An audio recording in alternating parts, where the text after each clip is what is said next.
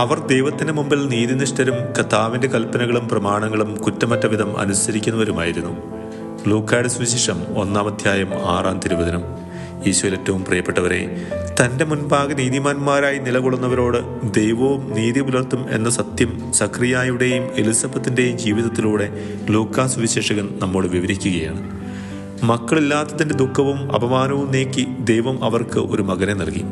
അങ്ങനെ അവരെയും രക്ഷാകര ചരിത്രത്തിൻ്റെ ഭാഗമാക്കി ദൈവം ഉയർത്തി.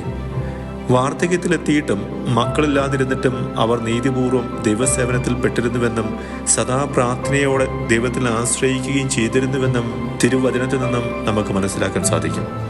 പ്രിയപ്പെട്ടവരെ, ഒന്നിനു പുറകെ ഒന്നായി കഷ്ടതകളും സഹനങ്ങളും നമ്മുടെ ജീവിതത്തിലേക്ക് കടന്നു വരുമ്പോൾ ദൈവത്തിലുള്ള നമ്മുടെ വിശ്വാസം കെട്ടുപോകാറുണ്ടോ? ഇങ്ങനെയുള്ള അവസരങ്ങളിലും വിശ്വാസത്തിൽ ഉറച്ചു നിൽക്കണമെങ്കിൽ ദൈവത്തിൻ്റെ പ്രത്യേക കൃപാവരം നമുക്ക് ആവശ്യമാണ്.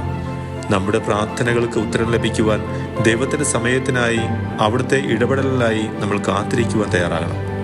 ദൈവിക പദ്ധതികൾക്ക് നമ്മെ തന്നെ പൂർണ്ണമായി സമർപ്പിക്കുവാൻ നമുക്ക് സാധിച്ചാൽ എല്ലാറ്റിനും നന്മ കാണുവാനും ദൈവപരിപാലനയുടെ കരം തിരിച്ചറിയുവാനും ദൈവം ഇടവരുത്തും. തിരുപ്പിറവിക്കായുള്ള ഒരുക്കത്തിൻ്റെ ഏറ്റവും അടുത്ത ഈ ദിവസങ്ങളിൽ മക്കളില്ലാത്ത എല്ലാ ദമ്പതികളെയും പുൽക്കൂട്ടിൽ പിറന്ന ഉണ്ണീശോയുടെ പക്കൽ സമർപ്പിച്ച് അവർക്ക് സന്താന സൗഭാഗ്യം നൽകി അനുഗ്രഹിക്കണമേ എന്ന് നമുക്ക് ഇന്ന് പ്രാർത്ഥിക്കാം. നമ്മുടെ കർത്താവായ യേശു മിശിഹായുടെ കൃപയും പിതാവായ ദൈവത്തിന്റെ സ്നേഹവും പരിശുദ്ധാത്മാവിന്റെ സഹവാസവും നമ്മോടുകൂടി ഉണ്ടായിരിക്കട്ടെ, ഇപ്പോഴും എപ്പോഴും എന്നേക്കും. ആമേൻ.